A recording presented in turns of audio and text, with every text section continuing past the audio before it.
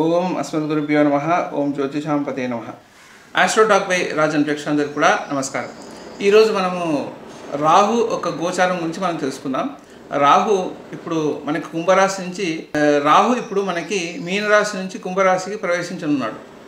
అయితే ఈ ప్రవేశం వలన ఏ రాశి వారికి ఎలాంటి ప్రమాదాలు ఉన్నాయి, ఏ రాశి వారికి ఎలాంటి ఉపయోగాలు ఉన్నాయి అనే విషయం గురించి మనం వివరంగా ఈ వీడియోలో మనం తెలుసుకుందాం. మొదట ఒక 5 నిమిషాల వీడియో మీకు చాలా ఇంపార్టెంట్. తర్వాత మీకు డిస్క్రిప్షన్లో ఏ రాశి వారికి ఏ టైం లైన్లో ఉంటుంది అనేది నేను కింద డిస్క్రిప్షన్లో ఇస్తాను. దాని ప్రకారం మీరు చూసుకోవచ్చు. ఓకే, పరిహారం కూడా లాస్ట్లో ఇస్తాను పరిహారం. ఓకే, సో ఇప్పుడు రాహు ఎప్పుడైతే మనకి రాహు ఒక ముఖ్య లక్షణాలు మనం మొదటిగా తెలుసుకుంటే, రాహు ఏం చేస్తాడంటే ఎక్కడున్న రాహుకి ఆశ ఎక్కువగా ఉంటుంది. ఇంకోటి ఏంటంటే గురువు జీవకారకుడు అయితే ఇతను ఏంటంటే జీవాన్ని తీసుకునేవాడు. ఓకే, ఇది మోస్ట్ ఇంపార్టెంట్ పాయింట్. ఎందుకంటే గురువును ఎందుకు మనం చాలా విశిష్టంగా భావిస్తాం అంటే అతను జీవకారకుడు, అంటే జీవాన్ని ఇస్తాడు కాబట్టి. కానీ ఇతను దానికి ఆపోజిట్, జీవాన్ని తీసుకుంటాడు. కాబట్టి ఎవరికైనా రాహు దశ స్టార్ట్ అవుతున్నప్పుడు ముందుగా ఒక సంవత్సరాల ముందరే వాళ్ళకి ఏంటంటే ఇంట్లో ఎవరైనా ఒకరు కాలం చేయడం కానీ, వాళ్ళకి చాలా సన్నిహితులు ఎవరైనా కాలం చేయడం కానీ ఖచ్చితంగా జరుగుతుందన్నమాట. ఎందుకంటే జీవం తీసుకొని రాహు రాడనమాట. ఇది చాలా ఇంపార్టెంట్ పాయింట్, మీరు గుర్తుపెట్టుకోవాల్సిన పాయింట్. కాబట్టి ఇప్పుడు ఏం చేస్తున్నాడు, ఈ జీవకారకుడైన గురువు ఇంట్లో ఇన్ని రోజులు ఉన్నాడు. అయితే మీరు చూస్తే నేను అంతకుముందు నా ప్రిడిక్షన్స్లో కూడా చెప్పాను, ఎప్పుడైతే జీవకారకుడైన ఇంట్లో పోతాడో అంటే గురువు ఇంట్లో ఉన్నాడు ఇన్ని రోజులు, మీరు చూసిన ఎన్ని ప్రాణ నష్టాలు జరిగి ఉన్నాయో మీకు ఆల్రెడీ తెలుసు. మీకు న్యూస్లో మీరు చాలా వరకు వినుంటారు. ట్రైన్ యాక్సిడెంట్స్ కావచ్చు, ఫ్లైట్ యాక్సిడెంట్స్ కావచ్చు, వివిధ ప్రాణ నష్టాలు ఇవన్నీ కూడా చేశాడు. ఇప్పుడు ఏం చేస్తున్నాడంటే అతను మనకి వాయుతత్వంలో వెళ్తున్నాడు. అంటే ఈ తత్వాల వారిగా కూడా మనకి విచారణ అనేది చేసుకోవాలి. అయితే ఇప్పుడు కుంభరాశి అనేది వాయుతత్వం కాబట్టి ఈ రాశిలో ఇప్పుడు ప్రవేశిస్తున్నాడు. ఇప్పుడు ఏంటంటే ఇతనికి చాలా ఆనందకరమైన సిచ్యువేషన్లోకి వెళ్తున్నాడు ఇప్పుడు. ఎందుకంటే అతను సొంత రాశి, అది సొంతంగా అతను నా రాశి అనుకునేది కుంభరాశి ఒకటి. ఎందుకంటే కుంభరాశికి 2 అధిపతులు ఉంటారు, ఒకటి శని, ఇంకోటి రాహు. ఇద్దరు కూడా సమానంగా పంచుకుంటారు దానికి. ఇంకోటి శనికి చాలా ఇంపార్టెంట్ హౌస్ కూడా, అది మకరం కన్నా ఎక్కువ ఇంపార్టెంట్, కుంభానికి ఎక్కువ ఇంపార్టెన్స్ ఉంటుంది. కాబట్టి ఇక్కడ ఏంటంటే ఇద్దరు సమానంగా పంచుకుంటారు ఈ రాశిని. కాబట్టి ఇక్కడ రాహు చాలా ఆహ్లాదకరంగా ఉంటాడు. ఇంకోటి ఎందుకు ఉంటాడంటే ఇక్కడ రాహు నక్షత్ర అయిన శతభిష కూడా ఇక్కడ దీంట్లో ఉంటుంది. ఇప్పుడు మనకి 3 రాహు నక్షత్రాలు, ఆర్ద్ర ఒకటి, తర్వాత స్వాతి ఒకటి, తర్వాత శతభిష ఒకటి. సో ఈ 3 కూడా రాహు నక్షత్రాలు.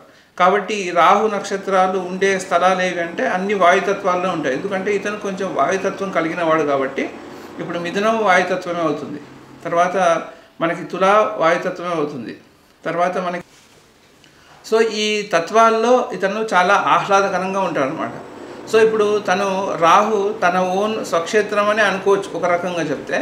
దాని వాళ్ళకేమీ ఒక స్థానం అంటూ ఉండదు. ఏ స్థానంలో ఉంటే దాన్నే వాళ్ళు స్థానంగా తీసుకుంటూ ఉంటారనమాట.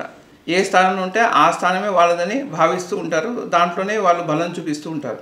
అయితే ఇక్కడే వచ్చేటానికి ఇది ఏంటంటే వాయుతత్వంలో వస్తున్నాడు కాబట్టి ఇక్కడ ఏంటంటే కుంభరాశి, ఇప్పుడు కుంభరాశిలో ప్రవేశిస్తున్నాడు. ఈ కుంభరాశిలో రాహు ప్రవేశించడం వల్ల మామూలుగానే రాహుకి ఆశ ఎక్కువ.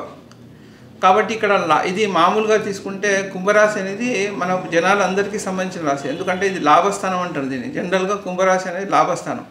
కాబట్టి ఇక్కడ చాలా వరకు మామూలుగా వచ్చే లాభం కన్నా కూడా ఎక్కువ లాభం రావాలి అని ఎక్కువ ఆశిస్తుంటారు. కాబట్టి ఇప్పుడు ఏమవుతుంది, రాహు కుంభరాశిలో ప్రవేశించగానే అందరికీ కామన్గా వచ్చే రిజల్ట్ ఏంటి, అందరికీ ఆశలు పెరిగిపోతాయి.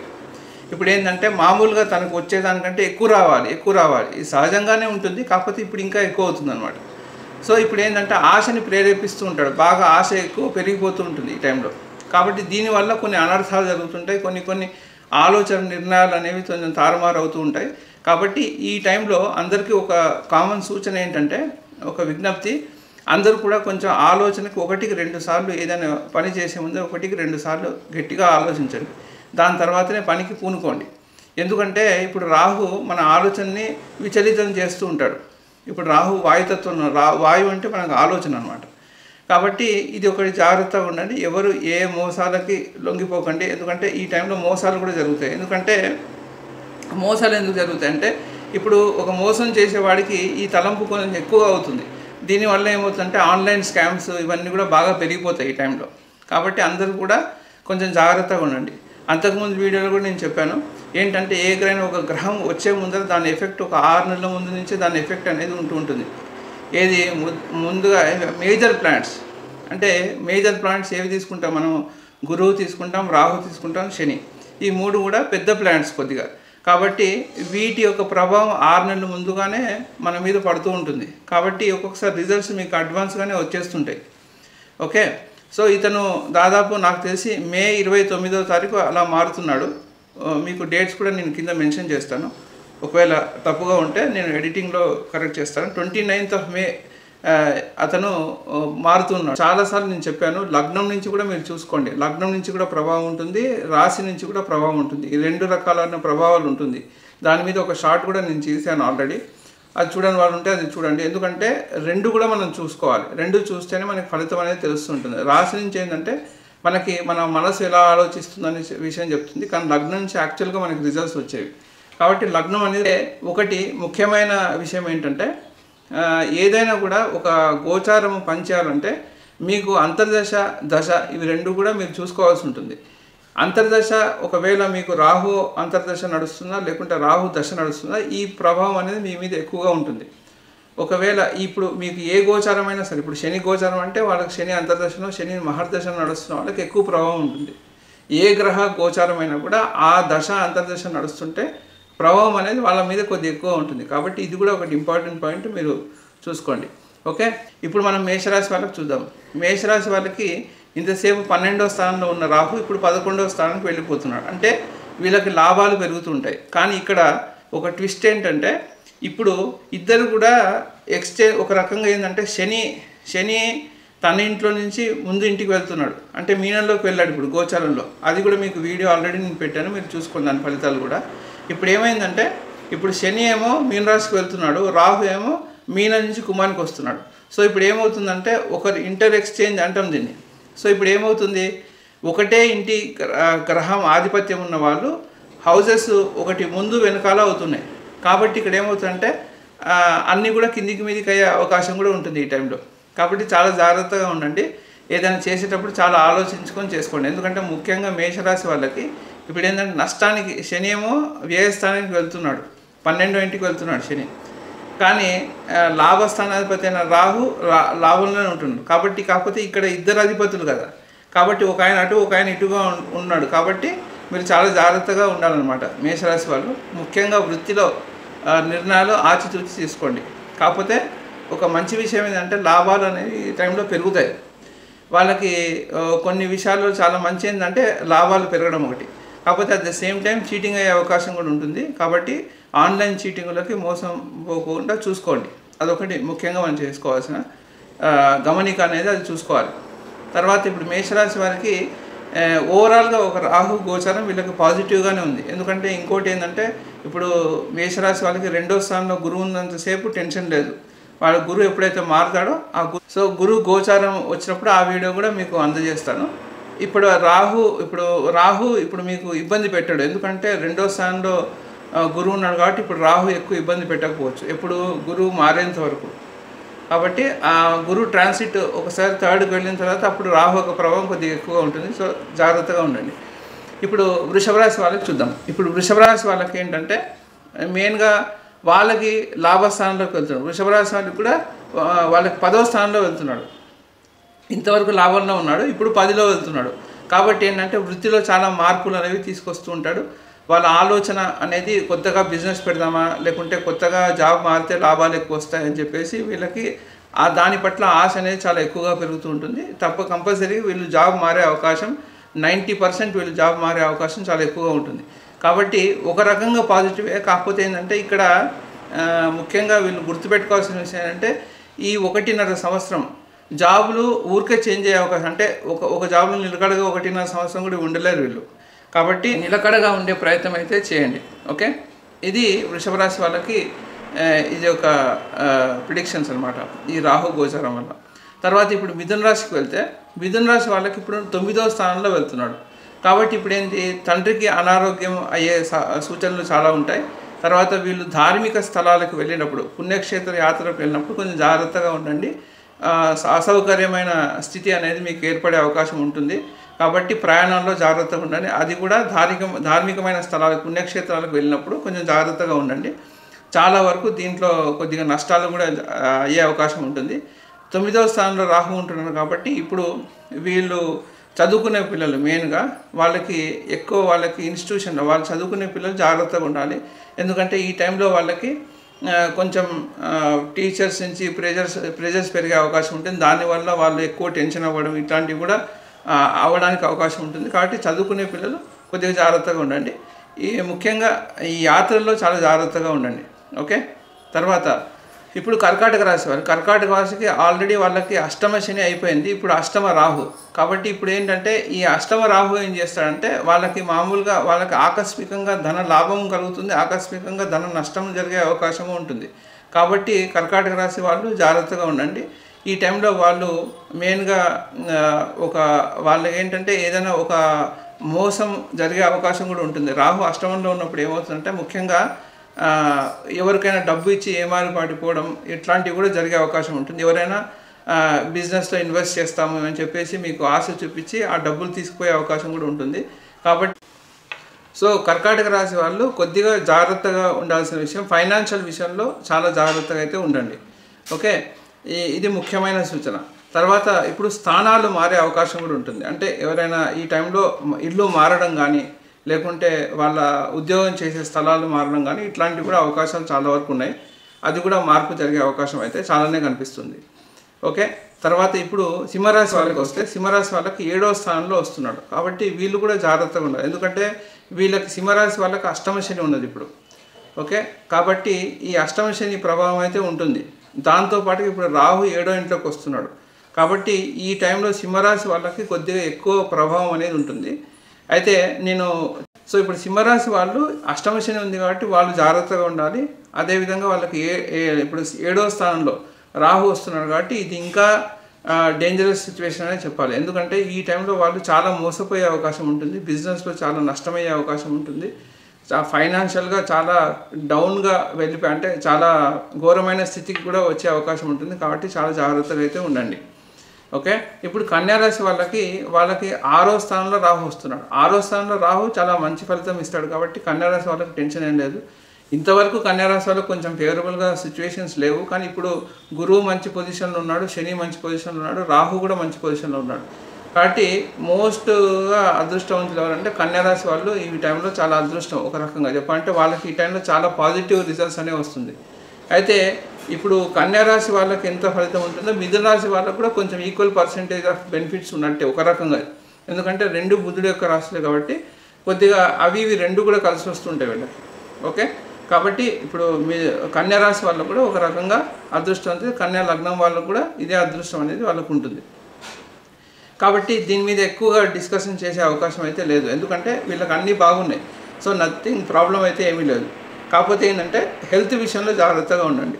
ఓకే. ఇప్పుడు తులారాశి వాళ్ళకి చూస్తే తులారాశి వాళ్ళకి ఇప్పుడు కరెక్ట్గా వాళ్ళకి 5వ స్థానంలో వెళ్తున్నాడు రాహు. కాబట్టి వీళ్ళకేంటి ఇప్పుడు 5వ స్థానం అనేది మనకి అందరు కూడా తెలిసిందే పూర్వపుణ్యం. కాబట్టి వీళ్ళు ఏంటంటే వీళ్ళు ఈ టైంలో పూజాది కర్మలు ఎక్కువగా చేసుకోవాలి వీళ్ళు. ఎందుకంటే ఇప్పుడు రాహు ప్రభావం ఉంటుంది వీళ్ళ మీద. కాబట్టి ఏంటంటే వీళ్ళకి ఎక్కువ ఒక మంచి విషయాల పట్ల ఆసక్తి అనేది కోల్పోతూ ఉంటుంది వీళ్ళకి. కాబట్టి ధర్మాచరణ అనేది ఉండదు. ఎక్కువ లౌక్యమైన విషయాలకు ఎక్కువ పాటుపడుతూ ఉంటారు. దానివల్ల వాళ్ళకి కొన్ని సమస్యలు అనేవి వస్తూ ఉంటాయి. కాబట్టి ఈ టైంలో వాళ్ళకి హెల్త్ రిలేటెడ్ ఇష్యూస్ అంటే స్టమక్ అప్సెట్ కావడము, స్టమక్ రిలేటెడ్ ఇష్యూస్ రావడం అనేవి జరుగుతాయి. కాబట్టి వాళ్ళు మెయిన్గా డైట్ విషయంలో చాలా జాగ్రత్తగా తీసుకోవాలి. తులారాశి వాళ్ళు అనవసరమైన ఆహారాలు బయట తీసుకొని ఇబ్బంది పడకండి. ఆరోగ్యం చాలా జాగ్రత్తగా చూసుకోండి. మెయిన్గా స్టమక్ అప్సెట్ కాకుండా చూసుకోండి. అల్లము తినే ప్రయత్నం చేయండి. అలా ఆఖరిలో మీరు అన్ని రాశి వాళ్ళకి పరిహారం చెప్తాను, అది కూడా వినండి. ఇప్పుడు వృశ్చిక రాశి వాళ్ళని చూస్తే 4వ స్థానంలో వెళ్తున్నాడు. ఇప్పుడు 4వ స్థానంలో వెళ్తున్నాడు కాబట్టి వీళ్ళు ఇల్లు కానీ వాహనం మారే అవకాశం అయితే ఉంటుంది ఈ టైంలో. కాబట్టి వీళ్ళకి 4వ స్థానంలో రాహు రావడం అంత శ్రేయస్కరం కాదు. ఎందుకంటే ఇప్పుడు 4వ స్థానంలో వాహన ప్రమాదాలు జరగడం కావచ్చు, వాహనం సంబంధించిన రిపేర్లు కావచ్చు, లేకుంటే ఇంట్లో రిపేర్స్ కావచ్చు, ఇట్లాంటివన్నీ కూడా జరగడానికి అవకాశం అయితే ఉంటుంది. కాబట్టి ఇదే ఎఫెక్ట్ వాళ్ళకి వృత్తిలో కూడా పడే అవకాశం ఉంటుంది. కాబట్టి వృత్తిలో మార్పులు జరుగుతాయి. వృత్తిలో కొత్తగా ఏదైనా మార్పులు చేసే అవకాశం కూడా ఉంటుందన్నమాట. వృశ్చిక రాశి వారికైనా వృశ్చిక లగ్నం వారికైనా ఇది వర్తిస్తుంది. ఇప్పుడు ధనుసు రాశి వాళ్ళకి తీసుకుంటే ధనుసు రాశి వాళ్ళకి ఇప్పుడు 3వ స్థానంలో వెళ్తున్నాడు. సో 3వ స్థానంలో రాహు ఉండడం చాలా మంచిది. కానీ ఇక్కడ ప్రాబ్లం ఏంటంటే 4లో మళ్ళీ శని ఉన్నాడు. కానీ వీళ్ళకి అర్ధాష్టమ శని ఉంది ధనుసు రాశి వాళ్ళకి. 3లో రాహు మంచి ఫలితాన్ని ఇస్తాడు, కానీ 4లో శని అర్ధాష్టమ శని కాబట్టి కొద్దిగా నెగిటివ్ ఎఫెక్ట్ అనేది ఉంటుంది. కాబట్టి ఈ టైంలో వాళ్ళు కూడా జాగ్రత్తగా ఉండాలి. మెయిన్గా ప్రాపర్టీ రిలేటెడ్ వాహన విషయంలో జాగ్రత్తగా ఉండండి. ఏదైనా డీలింగ్స్ చేసే ముందర జాగ్రత్తగా ఆచితూచి వ్యవహరించండి. ఓకే, ఇప్పుడు మీకు లాస్ట్లో మీకు పరిహారం కూడా చెప్తాను. ఆ పరిహారం తప్పకుండా చేసుకోండి ధనుసు రాశి వాళ్ళు, లేకుంటే ధనుసు లగ్నం వాళ్ళైనా సరే. తర్వాత మకర రాశి వాళ్ళకి చూస్తే వాళ్ళకి 2వ స్థానంలో వెళ్తున్నాడు. కాబట్టి వాళ్ళకి ఇప్పుడు ఆర్థికంగా చాలా లాభాలు అనేవి ఉంటాయన్నమాట. ఏంటంటే వాళ్ళ ఇంట్లో చాలా మార్పులు జరుగుతాయి ఈ టైంలో. అంటే మార్పు అంటే ధనం విషయంలో వాళ్ళకి ఇన్కమ్ అనేది పెరుగుతూ ఉంటుంది ఈ టైంలో. కాబట్టి వీళ్ళకి ఎక్కువ ఆహారం పట్ల ఆసక్తి అనేది చాలా పెరుగుతూ ఉంటుంది. తినే వస్తువులు కానీ తినే సామాగ్రిలు కానీ ఎక్కువగా తీసుకుంటూ ఉంటారు. ఈ టైంలో ఇంట్లో మార్పులు చేర్పులు చేసే ప్రయత్నం అయితే చేస్తారు మకర రాశి వాళ్ళు. అది కాకుండా వీళ్ళకి ఈ టైంలో ప్రయాణాలు కూడా బాగా ఎక్కువగా ఉంటాయి. ప్రయాణాల ఖర్చులు కూడా ఎక్కువగానే ఉంటుందన్నమాట మకర రాశి వాళ్ళకి.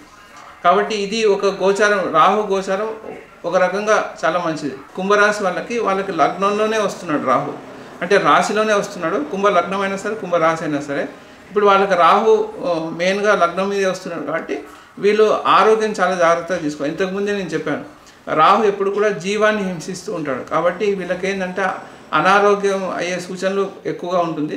కాబట్టి ఇది ఎందువల్ల అంటే వాళ్ళ ఆహారం మార్పు వల్ల జరిగే ప్రమాదాలు అన్నమాట ఇవన్నీ. కాబట్టి ఆహార విషయంలో చాలా జాగ్రత్తగా ఉండండి. దానివల్ల మీకు ఇబ్బందులు జరిగే అవకాశం ఉంటుంది. అనవసరమైన బయట తిండి చాలా వరకు అవాయిడ్ చేయండి. అదొకటే మీకు ఇచ్చే సూచన.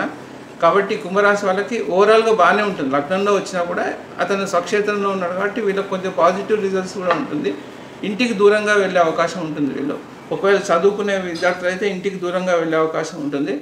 వీళ్ళకి ఉద్యోగంలో కూడా ఈ టైంలో మార్పులు జరిగే అవకాశం అయితే ఉంటుంది. ఎందుకు కుంభరాశి ఎందుకంటే న్యాచురల్గా లాభస్థానం కాబట్టి ఇప్పుడు వాళ్ళకి లాభం ఇవ్వడానికి ప్రయత్నం చేస్తాడు ఏదైనా.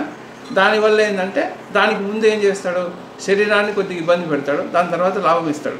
కాబట్టి ఇది కుంభరాశి వాళ్ళకి, కుంభ లగ్నం వాళ్ళకైనా ఇది తీసుకోవచ్చు. ఇప్పుడు మీనరాశి వాళ్ళకి ఏంటంటే ఆల్రెడీ లగ్నంలో శని ఉన్నాడు. సో వాళ్ళకి ఒక రకంగా ఇప్పుడు మకర రాశి వాళ్ళకి, మీన రాశి వాళ్ళకి ఏళ్ళనాటి శని నడుస్తుంది. ఇప్పుడు మేషరాశి వాళ్ళకి కూడా ఏళ్ళనాటి శని కూడా ప్రారంభంగా అవుతుంది మార్చి నుంచి. సో ఇప్పుడు ఏంటంటే ఈ మీనంలో ఇప్పుడు రాహు ఇంతవరకు మీనంలో నుండి ఇప్పుడు వెనక్కి వెళ్తున్నాడు. కాబట్టి మీకు రాహుకేతుల మీద ఒక సపరేట్ వీడియో కూడా నేను తీశాను. రాహు ఎప్పుడైతే వెనకాల హౌస్ని డ్యామేజ్ చేస్తుంటాడు, అంటే తను ఉన్న ఇంటిని పాడు చేసి తర్వాత ఈ ముందు ఇంటికి వస్తాడు. కాబట్టి ఇప్పుడు ఏమవుతుంది, వెనకాల డ్యామేజ్ చేస్తాడు. సో ఇప్పుడు రాహు ఏం చేస్తాడంటే రాహు ఇప్పుడు వెనకాల ఇంటిని డ్యామేజ్ చేస్తాడు. కాబట్టి ఇప్పుడు మీన రాశిని డ్యామేజ్ చేసే అతను దీనికి రావాలి. కాబట్టి ఆల్రెడీ చేయాల్సిన డ్యామేజ్ చాలా వరకు చేశాడు. కాబట్టి జాగ్రత్తగా ఉండండి. ఎక్స్పెన్సెస్ చాలా ఎక్కువ అయ్యే అవకాశం అయితే ఉంటుంది దీనివల్ల. కాబట్టి జాగ్రత్తగా ఉండాలి. మీనరాశి వాళ్ళకి మెయిన్గా ఏంటంటే ఈ టైంలో వాళ్ళకి నష్టంలో వెళ్తున్నాడు రాహు. కాబట్టి హాస్పిటల్ ఎక్స్పెన్సెస్ ఇవన్నీ కూడా రావడానికి అవకాశం ఉంటుంది. జాగ్రత్తగా ఉండాలి వాళ్ళు.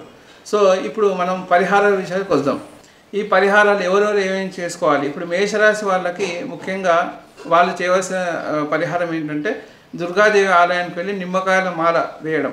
అయితే దీంట్లో 108 సంఖ్య నిమ్మకాయలు తీసుకొని మాలగా చేసుకొని వాళ్ళు వేస్తే దీనికి పరిహారం అనేది మెయిన్గా వస్తుంది. ఈ పరిహారం మటుకు అందరూ రాశి వాళ్ళు చేసుకోవాలి.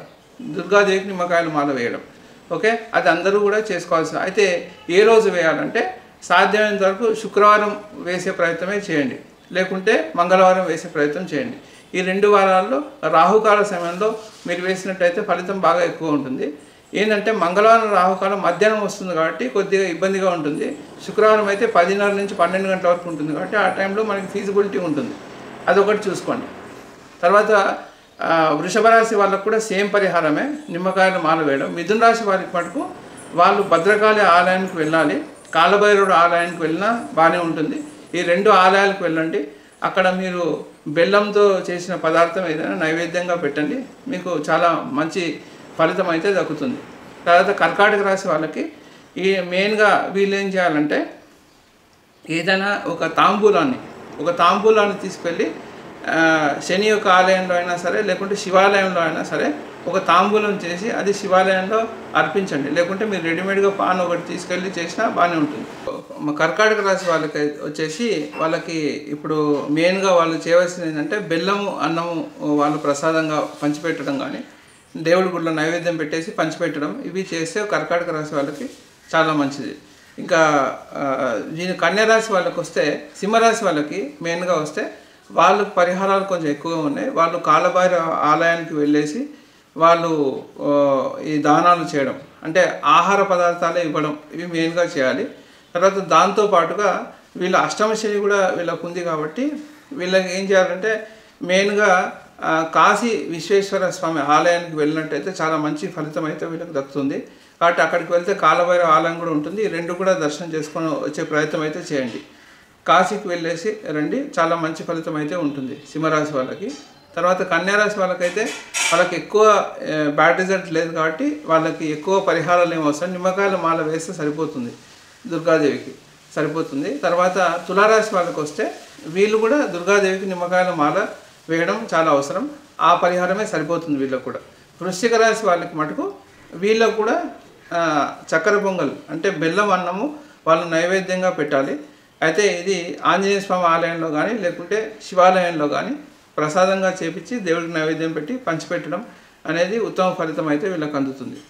తర్వాత వీళ్ళకి వచ్చేసి ఎవరికి ధనుసు రాశి వాళ్ళకి వచ్చేసి వాళ్ళకు కూడా సేమ్ పరమాన్నం చేసేసి భగవంతుడికి నైవేద్యం పెట్టేసి పంచిపెట్టడం ఇది ముఖ్యమైన పరిహారం వాళ్ళకి, అది కంపల్సరీగా చేసుకోవాలి. దాంతోపాటుగా దుర్గాదేవికి నిమ్మకాయల మాల వేయడం కూడా చాలా ఇంపార్టెంట్ పరిహారం. ఇవి రెండు కూడా వాళ్ళు చేసుకోవాలి. ఇంకొక ఎక్స్ట్రా పరిహారం ఏంటంటే వీళ్ళకి పెరుగులో కొద్దిగా నువ్వులు, నల్ల నువ్వులు కలిపేసి శివుడికి అభిషేకం చేయడం అనేది చాలా మంచిది. ఇది సింహరాశి వాళ్ళు కూడా చేయాలి ఈ పరిహారం. పెరుగులో కొద్దిగా నువ్వులు వేసేసి శివుడికి అభిషేకం చేస్తే చాలా మంచిది. ఓకే. తర్వాత మకర రాశి వాళ్ళకి వచ్చేసి వాళ్ళు గుడ్డి వాళ్ళకి ఎవరైనా అందులకి ధన సహాయం చేయడం కానీ వాళ్ళకి ఏదైనా ఆహార పదార్థాలు ఇవ్వడం కానీ వీళ్ళకి చాలా మంచి పరిహారం ఇది, కాబట్టి వాళ్ళు అది చేసుకుంటే చాలా మంచిది. కుంభరాశి వాళ్ళకి వచ్చేసి వాళ్ళు ముఖ్యంగా వీళ్ళు కూడా ఎవరైనా అనాథలకి ముఖ్యంగా గుడ్డి వాళ్ళకి ఏదైనా సహాయం చేయడం, ఫిజికల్గా సహాయం చేయడం లేకుంటే వాకింగ్ స్టిక్ ఇట్లాంటిది కొనివ్వడం ఇట్లాంటివి చేస్తే చాలా మంచి పరిహారం వీళ్ళకి. తర్వాత మీనరాశి వాళ్ళకి వచ్చేసి వాళ్ళు కూడా పరమాన్నం నైవేద్యంగా పెట్టి పంచిపెట్టడం ఇవి చేస్తే వాళ్ళకు మంచిది. అందరికీ కామన్గా చెప్పిన రెమెడీ ఏంటంటే దుర్గాదేవికి నిమ్మకాయల మాల వేయడం అనేది అందరూ చేయవలసిన పరిహారం. కాబట్టి ఇంతవరకు అన్ని రాశులు కవర్ చేసాం కాబట్టి మరిన్ని ఇంట్రెస్టింగ్ వీడియోస్ ముందుకు వస్తాయి. ఇంతవరకు ఎవరైతే ఛానల్ సబ్స్క్రైబ్ చేయలేదో వాళ్ళు సబ్స్క్రైబ్ చేసుకోండి. నమస్కారం. అందరూ కూడా డిస్క్రిప్షన్ కూడా చదవండి.